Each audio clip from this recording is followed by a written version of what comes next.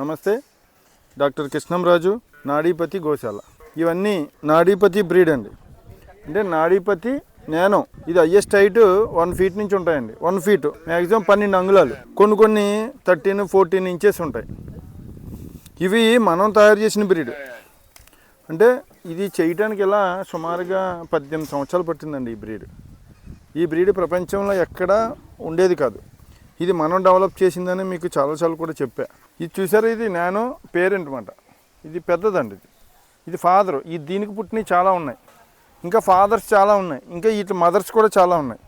అపార్ట్మెంట్లో పెంచుకునే విధంగా, చిన్న ఇల్లులు సైతం పెంచుకునే విధంగా వీటిని ఈ విధంగా మనం మ్యూటేషన్ చేయడం అనేది జరిగింది.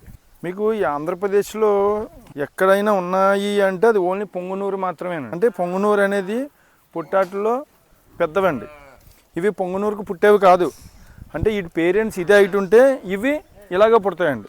ఇవి మన దగ్గర తప్ప మీకు ప్రపంచంలో ఎక్కడ కూడా ఉండదు. మన కాన్సెప్ట్ ఏంటంటే, సనాతన ధర్మంలో ఆవు ఇంట్లో ఉండేది, కుక్క బయట ఉండేది. ఇప్పుడు నవేడేస్ కుక్కలు లోపలికి వచ్చి ఆవులు బయటికి వెళ్ళిపోయినాయి.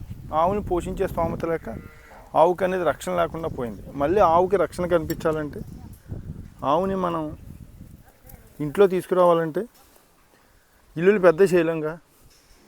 అందుకని ఆవుని చిన్న సైజు చేయాలనిపించి మనకి ఈ విధంగా ఆవుని ఇలా చిన్న సైజు ఈ విధంగా సహజసిద్ధంగా ఆవుని ఏ విధంగా ఇబ్బంది పెట్టకుండా మనకు ఒక ట్రీట్మెంట్ విధానం ఉంటుంది. నాడీపతి ట్రీట్మెంట్ విధానంలో హైట్ పెంచే ప్రక్రియ అనేది సెకండ్ రీసెర్చ్ మనుషులను హైట్ పెంచడం.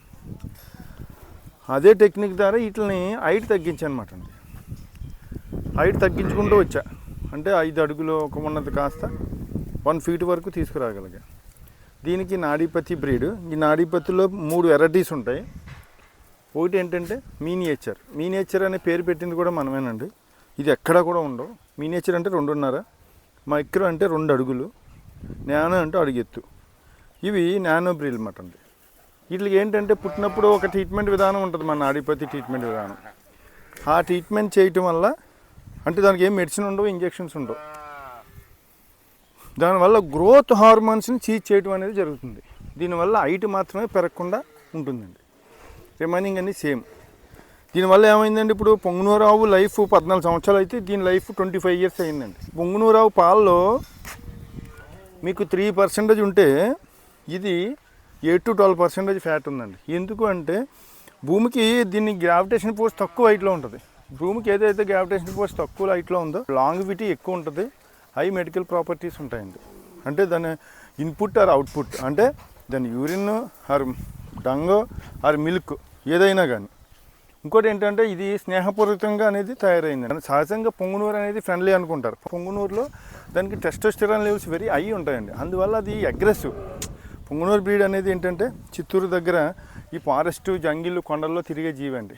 ఈ తిరిగేటప్పుడు వాటికి కుక్కలు, నక్కలు, ఇంకా పులులు, సింహాలకి రక్షణ కోసం వాటికి ఫైటింగ్ నేచర్. దానివల్ల దానికి high testosterone levels very high ఉంటాయండి. అందువల్ల పొంగునూరు ఆవుని అంత సామాన్యం ఏం కాదండి ఇంట్లో పెంచుకుంటాం అనేది. ఉత్తి మాటలండి, తెలియక ఏదో చెప్తారు. పొంగునూరు అనేది అసలు పల్లెటూరులో తప్ప సిటీల్లో అన్ఫిట్ అండి. నేను ఒకే ఒక క్వశ్చన్ అడుగుతున్నా. నాకు పొంగునూరు ఆవు అంటే చాలా ఇష్టం. నా దగ్గర 6,000 దాకా పొంగునూరు ఆవులు ఉన్నాయి. మీకు ఆంధ్రప్రదేశ్ బ్రీడ్ కదా, ఆంధ్ర తెలంగాణలో ఎవరైనా ఇంటి ముందు పొంగునూరు ఆవు పాలు తాగుతున్నాను అన్న వాళ్ళు నాకైతే ఇప్పుడు వరకు కనిపించలేదండి. ఎందుకంటే ఒంగోలు ఉంటుంది, కెర్సీ, హెచ్ఎఫ్లు, గిరి, సాహివాలు వీటిని పెట్టుకుంటారు. కానీ పొంగునూరు అనేది ఎక్కడ ఎందుకంటే దాన్ని హ్యాండిల్ చేయడం చాలా కష్టం అండి. దాన్ని పెతకడం చాలా కష్టం. ఎందుకంటే అంతా పొంగునూరు చిన్నయ్యి అనుకుంటారు. ఇది ఒక్కసారి తెలుసుకోవాలండి. పొంగునూరు ఆవు అంటే పెద్దది. అది మీకు పెద్దది అయితే 3 to 5 feet అవుతుంది అంతే. That's all. ఇవి నాడీపతి నానో హైయెస్ట్ హైట్ ఇదండి. ఈ విధంగా వీటిని ఇలా హైట్ తగ్గించడం అనేది జరిగింది.